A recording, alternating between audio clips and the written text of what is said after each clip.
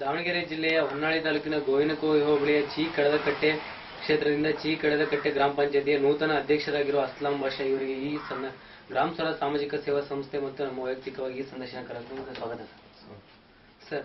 ನೀವು ಗ್ರಾಮ ಪಂಚಾಯತಿ ಅಧ್ಯಕ್ಷರಾಗಿಂತ ಹಿಂದೆ ನಿಮ್ಮ ಕಾರ್ಯಕ್ಷೇತ್ರದಲ್ಲಿ ಏನೆಲ್ಲ ಚಟುವಟಿಕೆ ಮಾಡ್ತಿದ್ರಿ ಸರ್? ನಾವು ಜೋರ ಮಾಡ್ತಿದ್ರಿ ಸರ್. ಕೃಷಿ ನಮ್ದು ಉದ್ಯೋಗ ಬಂದು, ಆಮೇಲೆ ಅದ ನಂತರ ಎಲೆಕ್ಟ್ರಿಕಲ್ ಮೋಟರ್ ರಿವೈಂಡಿಂಗ್, ಆಮೇಲೆ ಟಿವಿ ಕೇಬಲ್ ಆಪರೇಟ್ ಮಾಡ್ತಿದ್ವಿ. ಒಟ್ಟು ಕೃಷಿ ಜೊತೆಗೆ ನಿಮ್ಮ ಸ್ವಯಂ ಉದ್ಯೋಗ ಮಾಡ್ಕೊಂಡು ಇದ್ರಿ ಅಂತ ಹೇಳಿದ್ವಿ ಸರ್. ಗ್ರಾಮ ಪಂಚಾಯತಿ ಸದಸ್ಯರಾಗಿಂತ ಮೊದಲಾಗಿ ಊರು ಜನರು ನಿಮ್ಮ ಮೇಲೆ ಯಾವ ರೀತಿ ಅಭಿಪ್ರಾಯ ಇಟ್ಟಿದ್ರು? ನಮಗೆಲ್ಲ ಕಡೆ ಒಳ್ಳೆ ಅಭಿಪ್ರಾಯ ಇತ್ತು. ಜಿಲ್ಲೆ ಊರಲ್ಲಿ ಎಲ್ಲ ನಾವು ಬಹಳ ಪಬ್ಲಿಕ್ ಸರ್ವಿಸ್ ಬಹಳ ಮಾಡ್ತಾ ಇದ್ವಿ. ನಾನು ಈಗ panchayat social service, public social service ಬಹಳ ಮಾಡ್ತಾ ಇದ್ವಿ. ಅಂದ್ರೆ ಬಹಳನೇ ಕೊಡ್ತಾ ಇದ್ವಿ. ಸಮಸ್ಯೆಗಳಿದ್ರೆ, ಆಮೇಲೆ 60-60 ಯಾರಿಗಾರ ಪ್ರಾಬ್ಲಮ್ ಆದ್ರೆ, ಆಮೇಲೆ ಗಲಾಟೆ ಆದ್ರೆ ಎಲ್ಲದರಲ್ಲೂ ತೊಡಗ್ತಾ ಇದ್ವಿ. ಜನರು ನಿಮ್ಮ ಮೇಲೆ ಒಳ್ಳೆ ರೀತಿ ಅಭಿಪ್ರಾಯ ಇಟ್ಟಿದ್ರು, ಜನರ ಕಷ್ಟ ನೋವುಗಳಿಗೆ ಸ್ಪಂದಿಸ್ತಿದ್ರಿ ಅಂತ ಹೇಳಿದ್ವಿ. ನಾವು ಶ್ರಮಜೀವಿಗಳು, ಅದರಲ್ಲಿ ನಾವು ಆ ಒಂದು ಇದಕ್ಕೆ ನಮಗೆ ಜನಗಳು ಇಲ್ಲಿ ಯಾವಾಗ್ಲೂ ಇಲ್ಲಿವರೆಗೂ ಯಾರು ಅಷ್ಟು ತಗೊಂಡಿದ್ದಿಲ್ಲ. ಅಷ್ಟು ಲೀಡ್ ತಗೊಂಡು ನಾನು ವೋಟ್ ತಗೊಂಡು ಡಿಸ್ಟ್ರಿಕ್ಟ್ ಜಯ ಗಳಿಸಿದ್ದು ಸರ್. ನೀವು ಗ್ರಾಮ ಪಂಚಾಯತಿ ಅಧ್ಯಕ್ಷರಾಗಿ 1 ವರ್ಷ ಆಯ್ತಲ್ಲ ಸರ್. 1 ವರ್ಷದಲ್ಲಿ ನಿಮ್ಮ ಕಾರ್ಯಕ್ಷೇತ್ರದಲ್ಲಿ ಏನೇನೆಲ್ಲ ಕೆಲಸ ಕಾರ್ಯಗಳು ಮಾಡಿದಿರ ಸರ್? ನಾವು 1 ವರ್ಷದಲ್ಲಿ ಫಸ್ಟ್ ಭ್ರಷ್ಟಾಚಾರ ಪ್ರಕರಣ ಹಾಕಿದ್ವಿ, ಫಸ್ಟ್ ಮೊದಲನೇದು. ಆಮೇಲೆ ಈಗ ಸರ್ಕಾರದಿಂದ ಬರುವಂತ ಕೆಲವು ಸೌಲಭ್ಯಗಳನ್ನ ನಾವು ನೇರವಾಗಿ ಅದ್ರ ಫಲಾನುಭವಿ ಯಾರಿದಾರಲ್ಲ ಅವರಿಗೆ ಸೇರಂಗಂತ ಮಾಡಿದೀವಿ. ಅಂದ್ರೆ ಎಕ್ಸಾಂಪಲ್, ನಾವೀಗ ಒಳ್ಳೆ ಮನೆ ಎಲ್ಲ ಇರತ್ತೆ, ಅವ್ರ ಪ್ರಭಾವದಿಂದ ಅವ್ರ ಮನೆ ತಗೊಳೋರು, ಆ ತರ ಎಲ್ಲ ನಾವು ಮಾಡಿಲ್ಲ. ಮನೆ ಇಲ್ದರಿಗೆ ಮನೆ ಕೊಟ್ಟಿದೀವಿ, ಶೌಚಾಲಯ ನ್ಯಾಯಯುತವಾಗಿ ನಡ್ಕೊಂಡಿದೀವಿ. ನಮಗೆ ವೋಟ್ ಹಾಕಿದ್ದಾರೆ, ಬಿಟ್ಟಿದ್ದಾರೆ, ಅದೆಲ್ಲ ಇನ್ನೊಂದಿಲ್ಲ. ಎಲ್ಲ ನಮಗೆ ನಾವು ಯಾರಿಗ್ ಸೇರ್ಬೇಕದನ್ನ ಸರ್ಕಾರದಿಂದ ಬರೋ ಸೌಲಭ್ಯಗಳು ಅದ್ ನಿಜವಾದ ಫಲಾನುಭವಿ ಯಾರಿರ್ತಾರೋ ಅವ್ರಿಗೆ ಸೇರಿಸುವಂತ ಪ್ರಯತ್ನ ಮಾಡಿದ್ವಿ. ಸರ್ಕಾರದಿಂದ ಯಾವುದೇ ಸೌಲಭ್ಯಗಳು ಜನರಿಗೆ ನೇರವಾಗಿ ಸಿಗುವ ಹಾಗೆ ಯಾರಿಗೆ ಅವಶ್ಯಕತೆಗೆ ಅವ್ರಿಗೆ ಸರ್. ನಿಮ್ಮ ಅಧಿಕಾರ ಇನ್ನೂ 4 ವರ್ಷ ಇದೆಯಲ್ಲ ಸರ್. ಇನ್ನು 4 ವರ್ಷದಲ್ಲಿ ಇನ್ನೂ ಏನು ಕೆಲಸ ಕಾರ್ಯಗಳು ನಿಮ್ಮ ಕ್ಷೇತ್ರದಲ್ಲಿ ಬಾಕಿ ಇದಾವೆ ಸರ್? ಇಲ್ಲ, ಸಾಕಷ್ಟು ಸಮಸ್ಯೆಗಳು ಬಾಕಿ ಇದಾವೆ. ಮಾಡ್ತಾ ಇದ್ವಿ ನಾವು. 2 ಅಂಗನವಾಡಿಗೆ ನಾವು ಬಂದ್ಮೇಲೆ ನಮ್ಮ ಶಾಸಕರ ಮೇಲೆ ಒತ್ತಡ ಹಾಕಿ ಒಂದೆರಡು, ನಮ್ಮ ಪಂಚಾಯತಿಗೆ ಒಂದು ಆಲ್ರೆಡಿ ಶುದ್ಧ ಕುಡಿಯೋ ನೀರಿನ ಘಟಕ ಇತ್ತು. ಆಮೇಲೆ 2 ಘಟಕಗಳು ನಮ್ಮ ಆಲ್ರೆಡಿ ಈಗ ಫೈನಲ್ ಸ್ಟೇಜಿಗೆ ರೆಡಿ ಆಗಿದೆ. ಫೈನಲ್ ಸ್ಟೇಜ್ ಇನ್ನೊಂದೊಂದೂವರೆ ತಿಂಗಳಲ್ಲಿ ಓಪನ್ ಆಗಂಗಿದೆ. ಆಮೇಲೆ 2 ಅಂಗನವಾಡಿಗಳು ಶೀತಲಾವಸ್ಥೆ ಇದ್ವು, ಅವನು ಹೊಸದು ಕಟ್ಟುವಂತ ಪ್ರಯತ್ನ ಮಾಡ್ತಾ ಇದೀವಿ. ಒಟ್ಟು ನಿಮ್ಮ ಊರಲ್ಲಿ ಇನ್ನೂ ಕೆಲಸ ಕಾರ್ಯಗಳು ತುಂಬಾ ಇದಾವೆ, ಬೇಕಷ್ಟು ಇದಾವೆ, ಮಾಡ್ತಾನೆ ಇದೀವಿ. ಇನ್ನು ರೋಡ್ಗಳು ಅವು ಇವು ಆಗ್ಬೇಕು ಅಂತ ಹೇಳ್ತೀವಿ ಸರ್. ಇನ್ನೂ ತುಂಬಾ ಕೆಲಸ ಕಾರ್ಯಗಳು ಬಾಕಿ ಇದಾವೆ ಸರ್. ನಿಮ್ ಗ್ರಾಮ ಪಂಚಾಯತಿಯಿಂದ ಬರೋ ಅನುದಾನಗಳು ನಿಮ್ಗೆ ಸಾಲ್ತಿದೆಯಾ? ನಮಗೆ ಸಾಲ್ತಾ ಇಲ್ಲ, ಸಾಲ್ತಾ ಇಲ್ಲ. ಈಗ ಫಾರ್ ಎಕ್ಸಾಂಪಲ್ 14 ಫೈನಾನ್ಸ್ ಅಂತ ಹಾಕಿದ್ದಾರೆ. ಅದರಲ್ಲಿ ಒಂದು 25% KEBಗೆ ಅಂತ ಹೋಗ್ಬಿಡತ್ತೆ, ಅಲ್ಲಿಂದಾನೆ ಥ್ರೂ ಕೊಟ್ಬಿಡೋರಿಗೆ.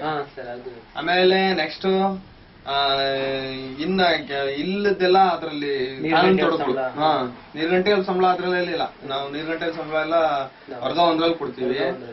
ಅದರಲ್ಲಿ ಬೇರೆ ಬೇರೆ ರೀತಿಗಳು, ಆಮೇಲೆ ಈ ಸಮಸ್ಯೆಗಳು ಅಧಿಕಾರಿಗಳ ಲೆವೆಲ್ ಅಲ್ಲಿ ಸುಲಿತ, ಒಟ್ಟು ಯಾವುದೇ ರೀತಿ ಅನುದಾನಗಳು ನಮ್ಗೆ ಯಾವ್ದಕ್ಕೂ ಸಾಲ್ತಾ ಇಲ್ಲ.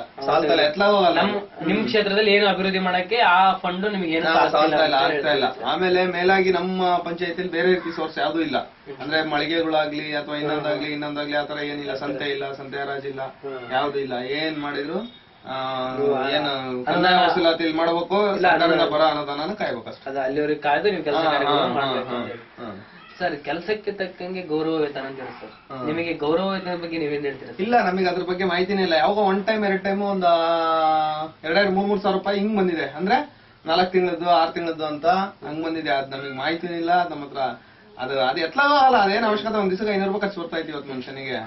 ನಮಗೆ ಅಟ್ಲೀಸ್ಟ್ ನಾವು ನಮಗೊಂದು 3 ಸಾವಿರ ಕೊಟ್ರೆ ಮಂತ್ಲಿ ಮೆಂಬರ್ಸ್ ಗೆ 3 ಸಾವಿರ, ಪ್ರೆಸಿಡೆಂಟ್ ಗೆ 6-7 ಸಾವಿರ ಕೊಟ್ರೆ. ಯಾಕಂದ್ರೆ ಕೊಡ್ಬೇಕು ಅಂದ್ರೆ ಈಗ ಇಂಟರ್ನೆಟ್ ಗೆ ಅದಕ್ಕೆ ಇದಕ್ಕೆ ಅಂತ ಹೊನ್ನಾಳಿಗೆ ಹೋಗ್ಬೇಕಾಗತ್ತೆ, ಸೈನ್ ಮಾಡೋದಿರ್ತವೆ, ಅದಕ್ಕೆ ಇದಕ್ಕೆ ಅದೆಲ್ಲ ನಮ್ ಸ್ವಂತ ಖರ್ಚೆಲ್ಲ ಹೊರಡ್ಬೇಕಾಗತ್ತೆ. ಖರ್ಚು ವೆಚ್ಚಗಳು ಅಷ್ಟೇ. ಖರ್ಚು ವೆಚ್ಚಗಳು ಜಾಸ್ತಿ ಇರ್ತವೆ. ಅವ್ರು ಕೊಡೋ 1000 ರೂಪಾಯಿ ನಮ್ಗೆ ಯಾವ್ದು ನಮ್ಮ ಜೀವನಕ್ಕಲ್ಲ, ನಮಗೆ ಕೊಡೋದು ಅವರದಲ್ಲ.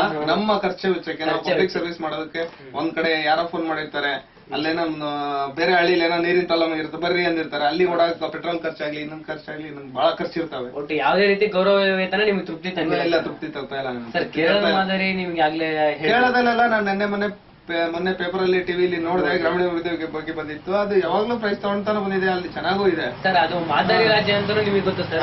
ಈಗ ಕೇರಳದ ಮಾದರಿ ಹೀಗಿದೆ ಅಂತ ನಾವು ಹೇಳಿದ್ವಿ ಸರ್. ಆ ಕೇರಳ ಮಾದರಿ ನಮ್ಮ ಕರ್ನಾಟಕದಲ್ಲಿ ನಮ್ಮ ಗ್ರಾಮ ಪಂಚಾಯತಿ ಬಂದ ನಾವು ಯಾವ ರೀತಿ ಆಡಳಿತ ಮಾಡ್ಬೋದು ಸರ್? ನಾವು ಅವ್ರಕಿಂತ ಇನ್ನೂ ಚೆನ್ನಾಗಿ ನಾವು ಮಾಡ್ತೀವಿ. ಇನ್ನು ಕೇರಳಕ್ಕಿಂತ ಇನ್ನೂ ಚೆನ್ನಾಗಿ ಹೋಯ್ತೀವಿ. ನಮಗೆ ಆ ಮಾದರಿ ಅವರಿಗೆ ಏನೇನು ಸವಲತ್ತುಗಳು ಕೇರಳ ಸರ್ಕಾರ ಕೊಡ್ತಾ ಇದೆಯಾ ಪಂಚಾಯತಿಗಳಿಗೆ, ಆ ಸವಲತ್ತು ನಮಗೆ ಕೊಟ್ರೆ ನಾವು ಅದಕ್ಕಿಂತ ಇನ್ನೂ ಒಳ್ಳೆ ಎತ್ತರಕ್ಕೆ ಹೋಗೋ ಪ್ರಯತ್ನ ಮಾಡ್ತೀವಿ.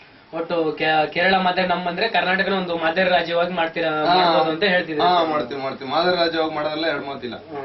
ಗ್ರಾಮ ಸ್ವರಾಜ್ಯ ಯಾಕಂದ್ರೆ ಎಲ್ಲರೂ ಚುನಾವಣೆಗೆ ಸ್ಪರ್ಧೆ ಮಾಡಿ ಹೆಸರು ಮಾಡ್ಬೇಕು, ಅಭಿವೃದ್ಧಿ ಮಾಡ್ಬೇಕು ಅನ್ನೋ ಉದ್ದೇಶಕ್ಕೆ ಬಂದಿರ್ತಾರೆ, ಮಾಡೇ ಮಾಡ್ತಾರೆ. ಯಾವುದೇ ರೀತಿ ಅನುದಾನಗಳು ಸಿಗ್ತಾ ಇಲ್ಲ, ನಮ್ಗೆ ಸಾಲ್ತಾ ಇಲ್ಲ ಕೊಡೋ ಸರ್. ಗ್ರಾಮ ಸ್ವರಾಜ್ ಸಾಮಾಜಿಕ ಸೇವಾ ಸಂಸ್ಥೆ ಅನ್ನೋ ದೊಡ್ಡ ಸಂಸ್ಥೆ ಸರ್. ಈ ಸಂಸ್ಥೆ ಜಿಲ್ಲಾ ಸಮಾವೇಶಗಳು, ರಾಜ್ಯ ಸಮಾವೇಶಗಳು, ತಾಲೂಕು ಸಮಾವೇಶಗಳು, ಈ ತರ ಎಲ್ಲ ಸಮಾವೇಶಗಳು ಉಂಟು. ಈ ಸಮಾವೇಶಗಳಿಗೆ ತಂದು ನಮಗೆ ಯಾವ ರೀತಿ ಪ್ರೋತ್ಸಾಹ ಕೊಡ್ತೀರಾ ಸರ್? ಇಲ್ಲ, ನಾವು ಖಂಡಿತ ಅಟೆಂಡ್ ಆಗ್ತೀವಿ. ನಮಗೆ ಇದರ ಬಗ್ಗೆ ಮಾಹಿತಿ ಕೊಟ್ರೆ ನಾವು ಅಟೆಂಡ್ ಆಗ್ತೀವಿ, ನಾವು ನಿಮ್ ಜೊತೆಗೆ ಸೇರ್ತೀವಿ, ಎಲ್ಲ ಕಾರ್ಯಕ್ರಮಕ್ಕೂ ಭಾಗಿಯಾಗ್ತೀವಿ. ಥ್ಯಾಂಕ್ಸ್ ಸರ್, ತುಂಬಾ ಥ್ಯಾಂಕ್ಸ್ ಸರ್. ಗ್ರಾಮ ಸ್ವರಾಜ್ ಸಾಮಾಜಿಕ ಸೇವಾ ಸಂಸ್ಥೆ ಅನ್ನೋದು ಸರ್, ಈಗ ಒಬ್ಬ ಸದಸ್ಯರು ಇಲ್ಲಿಂತಲ್ಲಿದ್ದಾರೆ ಅಂತ ಗುರುತಿಸಿ ಅವರ ಆಗು ಹೋಗುಗಳು, ಅವರ ನೋವುಗಳನ್ನು ಈ ತರ ಸಂದರ್ಶನ ಮೂಲಕ ಇದು ಮಾಡ್ತೀವಿ ಸರ್. ಈ ಸಂಸ್ಥೆಗೆ ನೀವೇನ್ ಹೇಳ್ತೀರಾ ಸರ್? ಇಲ್ಲ, ಖಂಡಿತ ಒಳ್ಳೆ ಪ್ರಯತ್ನ. ದೊಡ್ಡ ಮಟ್ಟದಲ್ಲಿ ಮೋಸ್ಟ್ಲಿ MLC ಎಲೆಕ್ಷನ್ ಆತಲ್ಲ, ಸ್ಥಳೀಯ ಸಂಸ್ಥೆ ಇವರಿಂದ ಚುನಾಯಿತರಾಗುತ್ತೆ. MLC ಎಲೆಕ್ಷನ್ ಆಯ್ತಲ್ಲ, ಅವಾಗ ನೀವು ಅದಕ್ಕಿಂತ ಮುಂಚೆ ಒಂದ್ 6 ತಿಂಗಳ ಮುಂಚೆ, ಅಂದ್ರೆ ಚುನಾವಣೆ ಮುಗಿದು, ನಮ್ಮ ಪಂಚಾಯತಿ ಚುನಾವಣೆ ಮುಗಿದು ಒಂದು 3-4 ತಿಂಗಳಲ್ಲಿ ದೊಡ್ಡ ಮಟ್ಟದಲ್ಲಿ ಹೋರಾಟ ಮಾಡಬಹುದಿತ್ತು. ಈಗ ಮಾಡಿದ್ರೆ ಈಗ ಅದ್ರಲ್ಲಿ ಅಂತ ಸಫಲತೆ ಅಷ್ಟು ಬೇಗ ಕಾಣಲ್ಲ, ಮತ್ ಮುಂದಿನ ದಿನಗಳಲ್ಲಿ ಕಾಣುತ್ತೆ, ಬಟ್ ನಿಧಾನವಾಗಿ ಹೋಗುತ್ತೆ. ಬಟ್ ಆ ಟೈಮಲ್ಲಿ ಮಾಡಿದ್ರೆ ದೊಡ್ಡದಾಗೆ ಮಾಡ್ಬೋದಿತ್ತು, ದೊಡ್ಡದಾಗೆ ಕಾಣೋದು. ನಿಮ್ಮ ಈ ಸಲಹೆ ತುಂಬಾ ಚೆನ್ನಾಗಿದೆ ಸರ್. ಇದು ಜಿಲ್ಲಾದಂತ ರಾಜ್ಯಾದ್ಯಂತ ಮಾಡೋದ್ರಿಂದ ಸ್ವಲ್ಪ ಟೈಮ್ ಆಗ್ತದೆ ಅಂತ ಹೇಳ್ತೀರಿ ಸರ್. ಇಲ್ಲಿವರೆಗೆ ತಮ್ಮ ಅತ್ಯಮೂಲ್ಯದ ಸಮಯವನ್ನು ನಮ್ಮೊಂದಿಗೆ ಕಲಿಸಿದೆ. ಗ್ರಾಮ ಸ್ವರಾಜ್ ಸಾಮಾಜಿಕ ಸೇವಾ ಸಂಸ್ಥೆಯಿಂದ ಮತ್ತು ಸಿಬ್ಬಂದಿ ವರ್ಗದಿಂದ ನಮ್ಮ ವೈಯಕ್ತಿಕವಾಗಿ ಅಭಿನಂದನೆಗಳು ಹೇಳುತ್ತಾ ಈ ಅಭಿನಂದನಾ ಪತ್ರಗಳು ಸ್ವೀಕರಿಸುತ್ತೇವೆ.